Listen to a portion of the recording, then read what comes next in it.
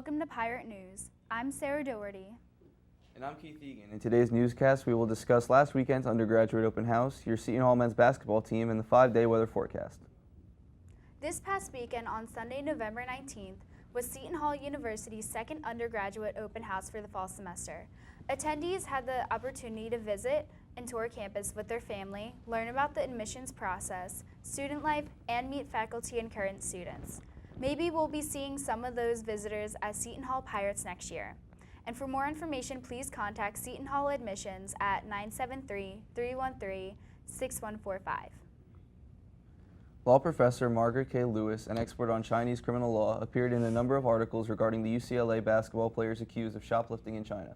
Professor Lewis is a term member of the Council of Foreign Relations as well as a public intellectual program fellow with the National Committee on U.S.-China Relations. She was quoted in the LA Times and New York Post, among other outlets. Yesterday at 2 p.m., there was a lecture by historian Dr. Kim D Butler of Rutgers University, New Brunswick, in the University Center's Chancellor Suite. The Latin American and Latino Studies program, as well as the African Studies program, hosted the event. The event was open to all, and attendees got a free Brazilian-themed lunch. For more information, contact Jacqueline Coletta at colettaja@shu.edu. The Seton Hall Sports Poll was featured in the New York Times, Washington Post, Investors Business Daily, Forbes, and hundreds of other media outlets across the United States. In Forbes, the sports poll results were part of an article entitled NFL Anthem Protests Continue to Smack League's Broadcasters and Sponsors. The article was written by Mike Oznanian, who, in addition to being associate managing editor at Forbes, is co-host and managing editor of Forbes Sports Money. And now we'll head over to Tim Best with your Seton Hall Sports Update. Tim? Thanks, Sarah. Hey there, Pirate Nation. This is Tim Best here with your Seton Hall Sports Update. The women's basketball team suffered their first loss of the 2017-18 season on Thursday as they came up just short at home against in-state rival Princeton by the final of 85-83. The Pirates led 40-35 at halftime, but the Tigers surged back and scored a basket right at the end of the third quarter to take a 59-58 lead into the fourth. Though momentum continued shortly after as Princeton hit back-to-back threes to help them get enough separation to come away with a big road victory.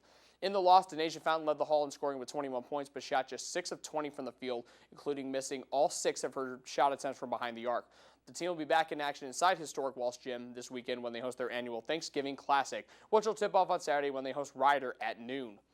Meanwhile, on the men's side, the nationally ranked Pirates wrapped up their 4-game homestand with a resounding 82-53 rout of NJIT at the Prudential Center.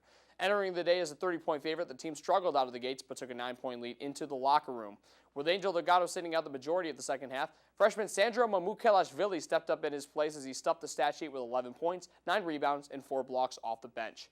Next up will be the NIT tip-off at the Barclays Center in Brooklyn, which will start Thanksgiving night when the Pirates take on the Rhode Island Rams. Tip-off is scheduled for 6 p.m. Finally, the volleyball team concluded its regular season at home over the weekend in historic Walsh Gym, needing at least 1 win and 1 Villanova loss to clinch their third Big East tournament berth in the last 4 years.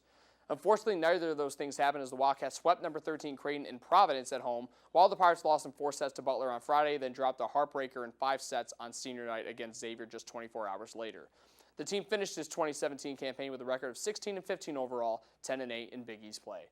That's going to do it for your Seton Hall Sports Update. I'm Tim Best. Now back over to Sarah and Keith with more of the news you need to know. Thanks, Tim. On November 30th, 2017, from 6:30 to 8:30 p.m. in Fahey 236, the Slovak Club will present Professor Artem Kalyanov's lecture, A Glimpse into the Russian Language and Tips on How to Master It, a lecture on practical studies for mastering the Russian language. Professor Kalyanov will share his experience in learning foreign languages and will teach the attendees part of the Russian alphabet.